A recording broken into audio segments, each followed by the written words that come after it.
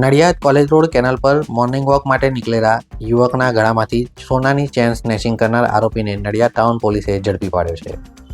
અબ્દુલ સાજીદ શેખ નામનો આરોપી શનિવારે વહેલી સવારે ગુનાને અંજામ આપવા માટે કોલેજ રોડ કેનાલ પર આવ્યો હતો, જ્યાં તેણે 39 વર્ષીય યુવકને ગળામાં ચેન પહેરેલ જોઈ હતી અને અવાવરૂ જગ્યા પર ચાન્સ મળતા જ તેના ગળામાંથી ચેન ખેંચી તે ફરાર થઈ ગયો હતો.